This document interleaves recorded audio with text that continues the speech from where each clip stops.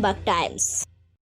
একমাত্র আন্তর্জাতিক খ্যাতিসম্পন্ন হুগলি জেলায় নাম্বার 1 জ্যোতিষী হস্তরেখাবিদ বাস্তুবিদ doctor Anjan Shastri, gold medalist ও একাধিক অ্যাওয়ার্ড প্রাপ্ত, IIOH কর্তৃক পশ্চিমবঙ্গের রাজ্যপাল দ্বারা পুরস্কার প্রাপ্ত ডক্টর অঞ্জন শাস্ত্রী যে কোনো সমস্যা সমাধানে এখন আপনার এলাকায় আরামবাগ, কামারপুকুর, দেওয়ানগঞ্জ, বর্ধমান, বিষ্ণুপুর, বাঁকুড়া, কলকাতা, কালীঘাট। Booking number 7477886099। আজকে আরামবাগ সাংগঠনিক জেলার আনুষ্ঠানিকভাবে আমার পরিবার বিজেপি পরিবার যে আমাদের কর্মসূচি তার শুভ সূচনা হচ্ছে। এই কর্মসূচিতে নতুন করে আমরা সদস্য সংগ্রহ অভিযান করছি, সেই নিয়ে আজকে আমাদের এই প্রেস কনফারেন্স। মূলত যে বিষয়ে আমাদের বক্তব্য, ভারতীয় জনতা পার্টি পশ্চিমবঙ্গের অনন্য সন্তান শ্যামাপ্রসাদের সাংস্কৃতিক, সামাজিক ও রাজনৈতিক উত্তরাধিকারের ধারক ও বাহক।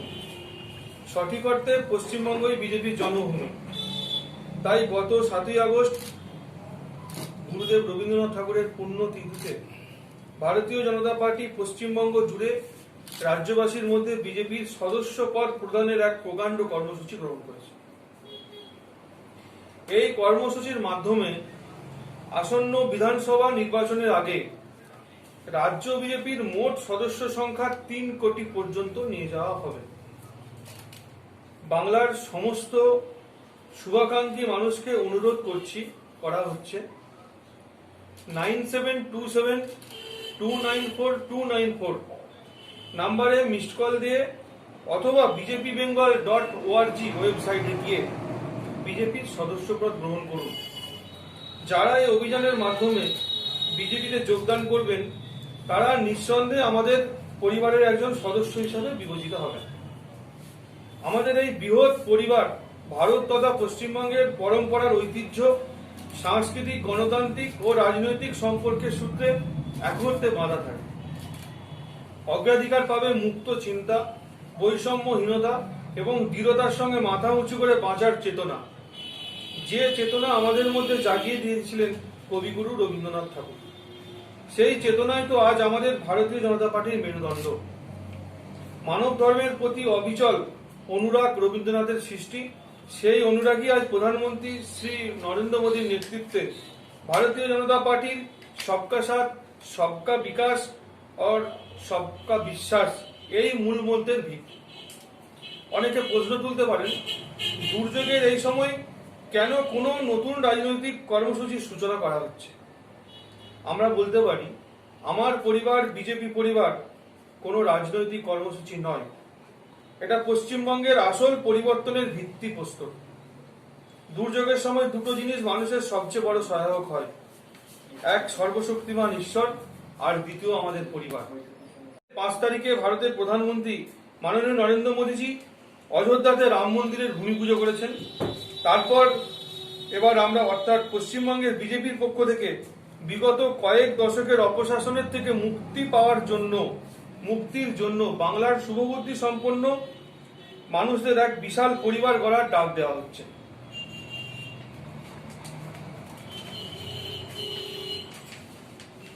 গুরুদেব রবীন্দ্রনাথ ঠাকুর যে সোনার বাংলার স্বপ্ন দেখিয়েছিলেন এবং বাঙালির মনীষীরা যে আত্মনির্ভর বাংলার আশা করেছিলেন, আমার পরিবার বিজেপি পরিবার এই সমস্ত সদস্যদের দ্বারা সেই স্বপ্ন আশাকে বাস্তবায়িত করা। আগামী দিনে পশ্চিমবঙ্গ সেই সোনার বাংলা হবে। এখানে যুবকরা কাজ পাবে, ছাত্রছাত্রীরা সঠিক শিক্ষা পাবে, শিক্ষকেরা সম্মান পাবেন, নারীরা সুরক্ষা পাবেন, তপশিলি জাতি ও উপজাতিরা নিজেদের অধিকার ফিরে পাবেন। বাংলার পাহাড় হাসবে, জঙ্গল হাসবে এবং সবচেয়ে গুরুত্বপূর্ণ, পশ্চিমবঙ্গের বুকে দুর্নীতির সমস্ত পরাকাষ্ঠা অতিক্রম করা একনায়কতান্ত্রিক গণতন্ত্র হত্যাকারী মমতা অপশাসনের অবসান হবে।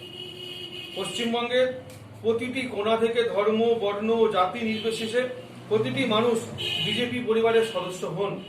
কালিম্পং থেকে ক্যানিং, মেদিনীপুর থেকে মুর্শিদাবাদ, কলকাতা থেকে কুচবিহার, রাজ্যের কোনায় কোনায় আসল পরিবর্তনের জন্য একটাই আওয়াজ, আমার পরিবার বিজেপি পরিবার।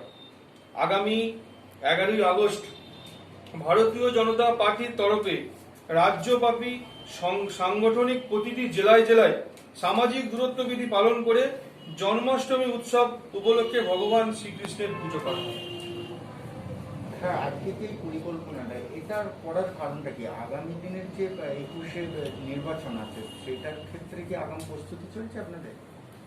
দেখুন, আগামী 2021-এ যে বিধানসভা নির্বাচন হওয়ার কথা পশ্চিমবঙ্গে, নির্বাচন তো নির্বাচনের সময় হবে। মূল বিষয় হচ্ছে, দেখুন, এই করোনা আবহের মধ্যে মানুষের জীবন এখন অনিশ্চিত হয়ে দাঁড়িয়েছে। বিশেষ করে পশ্চিমবঙ্গের অবস্থা সবচেয়ে খারাপ। তো সেখানে আমাদের একটা এই যে কর্মসূচিটা আমার পরিবার বিজেপি পরিবার, দুটো জিনিসের উপর নির্ভর করছে। আমরা জানি এর প্রতিকার একমাত্র ভগবানই করতে পারে। দ্বিতীয় হচ্ছে একটা পরিবার। তো আমরা বিজেপি পরিবারকে সমৃদ্ধি করতে চাইছি। আরামবাগ সাংগঠনিক জেলার বুকে 5 লক্ষ পরিবারকে, এই বিজেপি পরিবারের যে 5 লক্ষ সংখ্যা আমরা মেম্বারশিপ করার জন্য আমরা টার্গেট নিয়ে আগিয়ে চলেছি। একটাই যেটা বিষয় আপনাদের সামনে বলতে পারি যে 2021-এর বিধানসভা নির্বাচনকে সামনে রেখে আমাদের এই কর্মসূচি নেওয়া হয়েছে এবং পশ্চিমবঙ্গ থেকে যে জঙ্গলের রাজত্ব চলছে সেই রাজত্ব থেকে পশ্চিমবঙ্গের মানুষকে মুক্তি দেওয়ার জন্য আজকে আমাদের মানুষের কাছে থেকে, মানুষের সঙ্গে থেকে, একই পরিবারের মধ্যে আমরা যুক্ত হয়ে এই কাজটা করতে চাইছি। আমি আরামবাগের কথাই বলতে পারি। 2 দিন আগে আপনারা দেখলেন যে একটা চরম বিক্ষোভ হলো, একটা ঝামেলা হলো এই কিছুটা দূরই এখান থেকে। সেখানেতে 5-6টা লাশকে নিয়ে গিয়ে অ্যাসিড দিয়ে, যেখানটা শ্মশান নয় সেই জায়গাতে পুড়িয়ে দেওয়া হয়েছে। তো সেখানকার যারা সাধারণ গ্রামবাসী আছে তাদের ক্ষিপ্ত হওয়ারই কথা ছিল। তো এখন বিষয় হচ্ছে, আমাদের যেটা মনে হয় যে কোনো সরকারি জায়গা অ্যাকোয়ার্ড করে ইমিডিয়েট একটা সেই জায়গাতে যে করোনার যারা মারা যাচ্ছে তাদেরকে নিয়ে গিয়ে সেখানে গেলে দেওয়া হোক বা অ্যাসিড দিয়ে পুরানো হোক, যেমন করি হোক, সেই কাজটা করলে সবার পক্ষে ভালো হবে, সমাজের পক্ষে ভালো হবে, প্রশাসনের পক্ষে ভালো হবে, সাধারণ মানুষের পক্ষে ভালো হবে। দাদা, দেখা যাচ্ছে খানাকুলে এর আগেও তো ছিল, খানাকুলে চুল্লি ছিল, সেই চুল্লিটাও ওখানে সরকার করার পর বন্ধ করে দিয়েছে। সেই জায়গা থেকে প্রশাসন নিরুপায়, যার কারণে হয়তো এরকম করছে, মানে যেখানে সেখানে পুরানা বা এরকম একটা পরিকল্পনা বিভিন্ন জায়গায় লোকের মানুষের মুখ থেকে আমরা শুনছি। সেই জায়গায় আপনারা কোনো রকম ভাবে মানুষকে বোঝানো বা এরকম কিছু পরিকল্পনা নিচ্ছেন না? দেখুন, যাতে সৎ কাজটা ভালো করে করতে পারে, কেন করোনা মানেই আর কেউ যাচ্ছে না, পরিবারের লোকই যাচ্ছে না সেখানে। মানুষকে আমরা বোঝাচ্ছি, কিন্তু বিষয় হচ্ছে যে প্রশাসনটা এখন চলছে, এদের কোনো দাপটও নেই। এরা মানুষের সঙ্গে এত খারাপ ব্যবহার করে রেখেছে যে মানুষের কাছে যে একটা ভালো কথা বলতে যাবে সেই সিচুয়েশনটা ওদের কাছে নেই। তার জন্য আজকে কঙ্কাল দশাটা বেরিয়ে গেছে। আজকে আমরা মানুষকে বলছি, মানুষকে বোঝাচ্ছি যে সমাজের কি একটা সংকট চলছে সেটা বোঝানোর চেষ্টা করছি। কিন্তু মানুষ এত বিরক্ত এদের উপর যে এই জায়গাটা মানুষ মানতে পারছে না যে এই প্রশাসনের পক্ষে আর কিছু সম্ভব।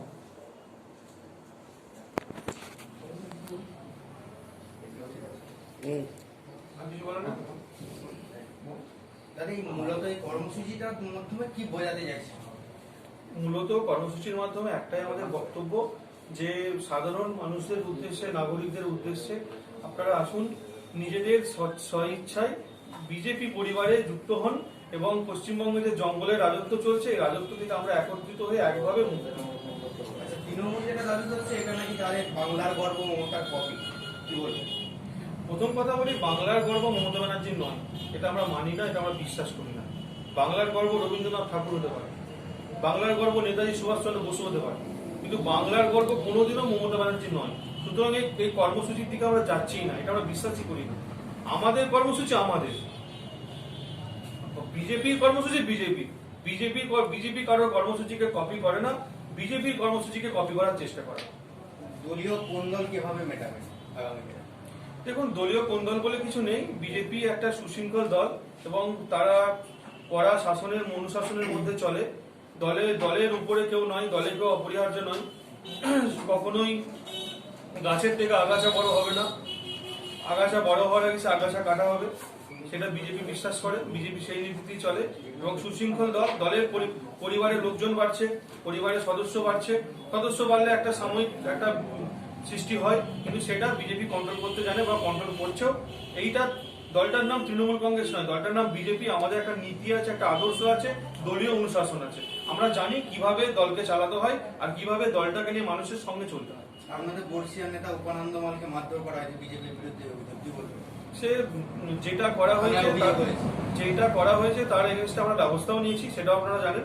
এই বিষয়ে আর কিছু বক্তব্য আমার নেই। আমি আগেই মিডিয়ার সামনে বলে দিয়েছি যে যারা দলীয় অনুশাসনের শৃঙ্খলাভঙ্গের বাইরে যাবে, সে দলের জন্য কেউ অপরিহার্য নয়, তাকেই দল থেকে সরিয়ে দেওয়া হবে বা বহিষ্কার করা হবে। সেই সিদ্ধান্ত আমরা নিয়েওছি, আপনারা জানেন। তাই এই বিষয়ে বিশেষ কিছু বক্তব্য থাকবে না।